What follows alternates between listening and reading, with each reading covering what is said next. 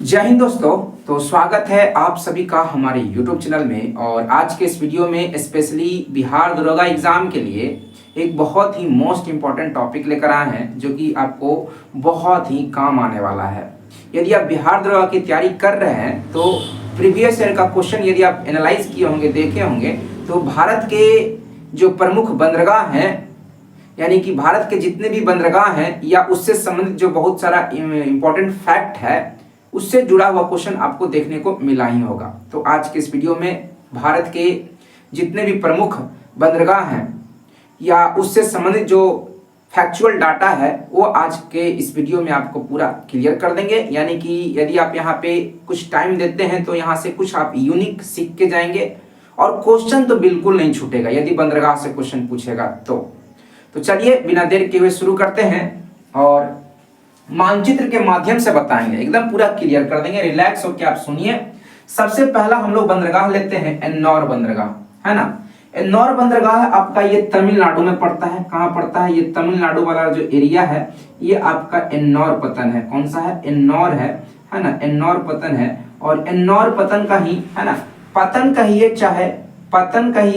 चाहे बंदरगाह कहिए, एक ही बात है। बंदरगाह कहिए एक ही बात है ना। जिसको इंग्लिश में पोर्ट कहते हैं, क्या कहते हैं? पोर्ट कहते हैं, ठीक है ना। तो एन्नौर पतन जो है आपको तमिलनाडु में पड़ता है और एन्नौर पतन का ही नाम क्या है? कामराज पतन है ना। एन्नौर पतन का नाम ही क्या है? कामराज पतन है। और एन्नौर पतन का नाम जो है कामराज पतन किया गया 2014 में किया गया। इस बात को आप ध्यान में रखेंगे। देखिए एक बात बताना भूल गए कि भारत के जितने भी बड़े बड़े बंदरगाह हैं, है ना, बड़े बंदरगाह पे जो नियंत्रण होता है ना, वो संघ सरकार के, है ना, संघ सूची में आता है। किस में आता है? संघ सूची में आता है। यानी कि भारत सरकार के नियंत्रण में रहता है। बड़े बड़े बंदरगाहों पर जो नियंत्रण होता है ना, भारत सरकार का होता है। और छोटे बंदरगाह जो होते हैं, छोटे बंदरगाह पर जो नियंत्रण होता है ना, इसमें राज्य सरकार का होता है। यानी कि समवर्ती सूची का आता है। समवर्ती सूची, है ना। समवर्ती सूची में राज्य सरकार और केंद्र सरकार दोनों आ जाता है। तो छोटे बंदरगाह जो है समवर्ती सूची के अंतर्गत आता है। इसमें राज्य सरकार का भी नियंत्रण होता है और केंद्र सरकार का भी कुछ हद तक होता है। तो ये इंपॉर्टेंट हो गया, है ना। बड़े बंदरगाह जो होते हैं, है ना, ये संघ सूची में आता है और छोटे बंदरगाह जो आते हैं वो समवर्ती सूची में आता है। एकदम आपका इंपॉर्टेंट है, ठीक है। तो हम लोग बंदरगाह की बात कर रहे थे। तो बंदरगाह में आपको सबसे पहला बताया एन्नौर पतन। एन्नौर पतन कहाँ है आपका? है ना, ये तमिलनाडु में पड़ता है। कहाँ पड़ता है? तमिलनाडु में पड़ता है ना। एकदम एग्जाम में कभी कभी पूछेगा ही पूछेगा एन्नौर पतन किस राज्य में, डायरेक्ट करके पूछ देगा। या कामराज पतन कहाँ है, या एन्नौर पतन का नया नाम क्या रख दिया गया है, इस तरह से करके एकदम पूछ देगा। तो आपका क्लियर हो गया होगा कि एन्नौर पतन जो है ना, इसी का नाम है कामराज पतन है। 2014 में कामराज पतन रखा गया जो कि तमिलनाडु में पड़ता है। इस बात को आप ध्यान में रखेंगे। और आपका कुछ, है ना, एन्नौर पतन से जुड़ा हुआ कुछ और फैक्ट है जो कि आपको हम बताना चाहेंगे। भारत का सबसे पहला निगमीकृत, है ना, एक और बात है, लिख लेंगे हम, इसको मिटा देंगे, आप लोग लिख सकते हैं। एन्नौर पतन जो है भारत का सबसे पहला निगमीकृत बंदरगाह है। भारत का सबसे पहला निगमीकृत बंदरगाह जो है कौन सा है? तो वो है आपका एन्नौर पतन है, कामराज पतन है ना, जो कि तमिलनाडु में पड़ता है। एकदम आपका कॉन्सेप्ट क्लियर हो रहा होगा, ठीक है। दूसरा हम लोग उठाते हैं, है ना, नहावा सेवा बंदरगाह जो है ये आपको महाराष्ट्र में पड़ता है। कहाँ पड़ता है? महाराष्ट्र में जो है आपका नहावा सेवा बंदरगाह है। नहावा सेवा बंदरगाह जो है कहाँ पड़ता है? महाराष्ट्र में पड़ता है। और इसी बंदरगाह का नाम जो है ना, जवाहरलाल नेहरू बंदरगाह है ना। जवाहरलाल नेहरू बंदरगाह को ही नहावा सेवा बंदरगाह कहा जाता है, जो कि कहाँ पड़ता है? महाराष्ट्र में पड़ता है। कहाँ पड़ता है? महाराष्ट्र में पड़ता है। एकदम ध्यान में रखेंगे, है ना। कहाँ पड़ता है? किस राज्य में पड़ता है? महाराष्ट्र राज्य में पड़ता है। एकदम आपका क्लियर हो गया, ठीक है। एकदम मानचित्र पर बताते हुए चल रहे हैं आपको, जहां जहां नजर आएगा, ठीक है। फिर आता है आपका तूतीकोरिन बंदरगाह। क्या आता है? तूतीकोरिन बंदरगाह। तो तूतीकोरिन बंदरगाह भी आपका कहाँ पड़ता है ना, तमिलनाडु में ही पड़ता है। तूतीकोरिन बंदरगाह जो है आपका कहाँ पड़ता है, ये भी आपका तमिलनाडु में ही पड़ता है। किस राज्य में पड़ता है, तमिलनाडु में पड़ता है ना। और तूतीकोरिन बंदरगाह का दूसरा जो नाम है, यानी कि नया जो नाम है, VO चिदम्बरा। VO चिदम्बरा जो है, VO चिदम्बरा, ये आपका तूतीकोरिन बंदरगाह जो कि तमिलनाडु में है, उसी का नाम है VO चिदम्बरा, है ना। फिर आता है आपका कांडला बंदरगाह, है ना। कांडला बंदरगाह, कौन सा बंदरगाह, कांडला बंदरगाह आपको बता दें, ये आपका गुजरात में पड़ता है। कहाँ पड़ता है, गुजरात में पड़ता है। कहाँ पड़ता है, कांडला बंदरगाह जो है, कांडला ये आपका कहाँ पड़ता है, गुजरात में पड़ता है। कांडला बंदरगाह का ही नया नाम जो है दीनदयाल बंदरगाह है। क्या है, दीनदयाल बंदरगाह है, और ये आपका गुजरात में पड़ता है। कहाँ पड़ता है, गुजरात में पड़ता है। कांडला बंदरगाह आपका गुजरात में, और इसी का नया नाम जो है दीनदयाल बंदरगाह रखा गया है ना।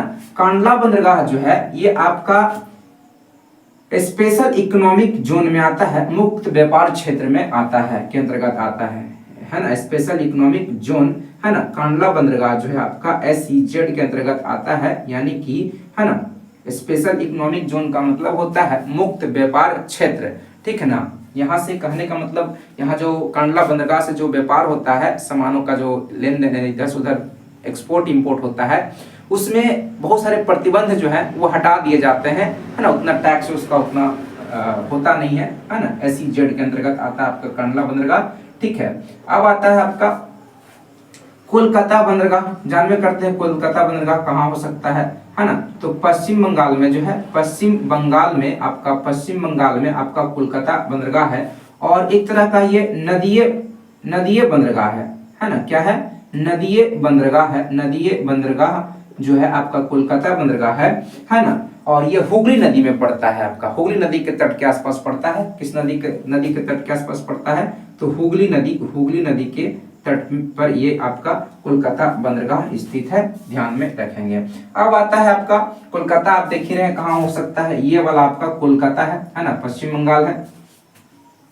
अब हम लोग आगे बढ़ते हैं, तो आप देख रहे होंगे बहुत इंपॉर्टेंट अब आ गया है मुंबई बंदरगाह, है ना। मुंबई बंदरगाह है आपका, ये मुंबई बंदरगाह है, और भारत का सबसे बड़ा बंदरगाह जो है, एकदम लिख लेंगे, भारत का सबसे बड़ा बंदरगाह जो है वो मुंबई बंदरगाह है। आप लोग सुने भी होंगे, है ना, जो कि कहाँ पड़ता है, महाराष्ट्र में पड़ता है, अरब सागर तट के किनारे में पड़ता है ना। कहाँ है मुंबई बंदरगाह, कहाँ है, महाराष्ट्र में है। कहाँ है, महाराष्ट्र में है, ठीक है। फिर हम लोग आते हैं चेन्नई बंदरगाह। चेन्नई बंदरगाह की बात करते हैं, ये आपका सबसे बड़ा है, एकदम लिख लेंगे, मुंबई बंदरगाह जो है सबसे बड़ा बंदरगाह है। फिर चेन्नई बंदरगाह की बात करते हैं, तो चेन्नई आपका कहाँ पड़ता है, तमिलनाडु में ही पड़ता है। कहाँ पड़ता है, चेन्नई बंदरगाह भी आपका कहाँ पड़ता है, चेन्नई बंदरगाह आपका तमिलनाडु में पड़ता है। और सबसे पहला ये आपका, है ना, सबसे प्राचीन चेन्नई बंदरगाह आपका तमिलनाडु में है ना, तमिलनाडु में है ना। और भारत का सबसे प्राचीन बंदरगाह कोई है तो यही है ना, चेन्नई बंदरगाह जो है सबसे प्राचीन बंदरगाह है। एकदम ध्यान से सुनिएगा, सबसे प्राचीन बंदरगाह कौन सा है, आपका तमिलनाडु बंदरगाह है, ठीक है। फिर आपका आता है कोच्चि बंदरगाह। कोच्चि बंदरगाह जो है आपका कहाँ पड़ता है, ये आपका केरल में पड़ता है। कहाँ पड़ता है, एकदम याद रखेंगे, है ना। कोच्चि बंदरगाह को, है ना, अरब सागर की रानी कहा जाता है। कोच्चि बंदरगाह को जो है अरब सागर की रानी कहा जाता है, इस बात को आप लोग ध्यान में रखेंगे। कोच्चि बंदरगाह को ही क्या कहा जाता है, अरब सागर की रानी। अरब सागर की रानी किसे कहा जाता है, कोच्चि को कहा जाता है, कोच्चि बंदरगाह को कहा जाता है, ठीक है। फिर आता है आपका विशाखापत्तनम सबसे गहरा बंदरगाह है, एकदम याद रखेंगे। सबसे गहरा बंदरगाह जो है, सबसे गहरा बंदरगाह कौन सा है ना, तो ये विशाखापत्तनम बंदरगाह है। और विशाखापत्तनम बंदरगाह आंध्र प्रदेश में पड़ता है। कहाँ पड़ता है, आंध्र प्रदेश में पड़ता है, इस बात को आप लोग ध्यान में रखेंगे। और डॉल्फिन नोच चट्टान, विशाखापट्टनम जो है है ना, ये आपका डॉल्फिन नोज, कौन सा, याद रखेंगे, डॉल्फिन नोज चट्टान के पीछे है ना, डॉल्फिन नोज चट्टान के पीछे है। और विशाखापट्टनम बंदरगाह जो है एक तरह से लैंड लॉक्ड बंदरगाह है, याद रखेंगे, है ना, भारत का लैंड लॉक्ड बंदरगाह जो है, भूमिबद्ध बंदरगाह कौन सा है, तो ये आपका विशाखापट्टनम है ना, लॉक्ड पोर्ट जो है ये कौन सा है, तो विशाखापट्टनम पोर्ट है, ठीक है। तो सबसे गहरा विशाखापट्टनम है। फिर आपका आता है पारादीप। पारादीप आप जानते होंगे, ये पारादीप जो है ना, पारादीप उड़ीसा में पड़ता है। कहाँ पड़ता है, उड़ीसा में पड़ता है। उड़ीसा में आपका पारादीप है, क्या है, पारादीप है ना, जो कि उड़ीसा राज्य में पड़ता है। उड़ीसा राज्य में का ये बंदरगाह है, ठीक है। मोर्मुगाओ जो है ये आपका कहाँ पड़ता है, गोवा में पड़ता है। कहाँ पड़ता है, गोवा में पड़ता है। और न्यू मंगलुरु जो है आपको कर्नाटक का ये बंदरगाह है, कर्नाटक में पड़ता है। कहाँ पड़ता है, कर्नाटक में पड़ता है, ठीक है। अब इसको मिटाते हैं और आपको कुछ और इम्पोर्टेंट, बहुत इंपॉर्टेंट एकदम लगे रहेंगे। 2 मिनट में आपको और 2 बहुत ही इंपॉर्टेंट बंदरगाह के बारे में बताने वाले हैं। एक बंदरगाह है कच्छ के खाड़ी में है ना, जिसका नाम है मुंद्रा। क्या नाम है, मुंद्रा बंदरगाह। तो हम 13 नंबर पर लिख लेते हैं, 13 नंबर पर लिख लेते हैं मुंद्रा बंदरगाह। मुंद्रा बंदरगाह ये आपका बंदरगाह जो है ये आपका कहाँ पड़ता है ना, गुजरात के कच्छ में मुंद्रा नामक जगह पे ये आपका स्थित है, मुंद्रा बंदरगाह, ठीक है। मुंद्रा बंदरगाह जो है सबसे बड़ा कंटेनर वाला बंदरगाह है। यहाँ पे बड़े बड़े कंटेनरों को जो है लोड किया जाता है, मतलब यहाँ पे उपस्थित होता है। तो सबसे बड़ा कंटेनर वाला जो बंदरगाह है ये आपका मुंद्रा बंदरगाह है। और आपको बता दें निजी बंदरगाह, भारत का सबसे पहला निजी प्राइवेट जो है बंदरगाह कौन सा है, निजी बंदरगाह है ना, निजी बंदरगाह है। और आपका क्या बोले है ना, सबसे बड़े कंटेनर वाला ये बंदरगाह है, सबसे बड़े कंटेनर वाला बंदरगाह कौन सा है, तो मुंद्रा बंदरगाह है। और ये कहाँ पड़ता है, गुजरात में पड़ता है, गुजरात में पड़ता है, ठीक ना। 14 नंबर पे रखते हैं। 14 नंबर पर आपका एक और बंदरगाह बता रहे हैं, दहेज बंदरगाह। कौन सा, दहेज, है ना, दहेज बंदरगाह बहुत इंपॉर्टेंट है। ये भी आपका गुजरात में पड़ता है ना, कहाँ पड़ता है, गुजरात में पड़ता है। और इस दहेज बंदरगाह को जो है ना, रसायन बंदरगाह, है ना, सबसे भारत का सबसे पहला रसायन के निपटारा के लिए जो बंदरगाह बनाया गया था वो दहेज बंदरगाह बनाया गया था। और दहेज बंदरगाह को रसायन बंदरगाह भी कहा जाता है, जो कि कहाँ पड़ता है, आपका गुजरात में पड़ता है। कहाँ पड़ता है, गुजरात में पड़ता है, ठीक ना। तो इतना आपको जो बताया ना, ये एकदम इसी के आसपास आपका क्वेश्चन पूछा जाता है। आप प्रीवियस ईयर क्वेश्चन एनालाइज करके देखिए, उसी बिहार दरोगा के प्रीवियस ईयर क्वेश्चन को ही एनालाइज करते हुए आप देखेंगे प्लेलिस्ट में मैंने सारा का सारा जो है जितना आपका 2008 से लेकर के 2023 तक जितना भी बिहार दरोगा का एग्जाम हुआ है, आपको प्लेलिस्ट में सारा जो है वीडियो देखने को मतलब मिल जाएगा। तो एनालाइज किए होंगे तो आप देखेंगे यहाँ से क्वेश्चन, इस टॉपिक से क्वेश्चन, है ना। जितना आपको बता दिए ना, इससे ज्यादा फैक्ट नहीं पूछेगा आपके एग्जाम में, मतलब दरोगा के एग्जाम में इतना सही क्वेश्चन रहेगा यदि पूछता है तो, और पूछता है। प्रीवियस ईयर क्वेश्चन में पूछा हुआ है तो उसी के आधार पर हम एनालाइज करके टॉपिक ला रहे हैं। तो जितना भी आपको आज का ये टॉपिक तो कंप्लीट हुआ, ठीक ना।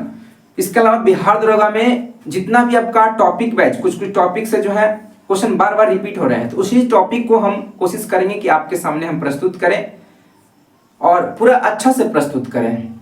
मतलब इतना कि उस टॉपिक से इतना कॉन्सेप्ट क्लियर हो जाए कि उस टॉपिक से क्वेश्चन ना छूटे। बस आप लोग सपोर्ट करिए, चैनल को सब्सक्राइब करिए, लाइक करिए। आपका सपोर्ट रहा तो बहुत मोटिवेट होकर आपके लिए हम कंटिन्यू जो है बढ़िया एकदम दरोगा का एग्जाम जो 1800 प्लस वैकेंसी अप्रैल के लास्ट तो खत्म हो गया, अप्रैल खत्म हो गया, मई के फर्स्ट वीक में अब चांस है कि 1800 प्लस वैकेंसी आएगा, ठीक ना। तो बात वही है, मिलते हैं नेक्स्ट वीडियो में। Thank you.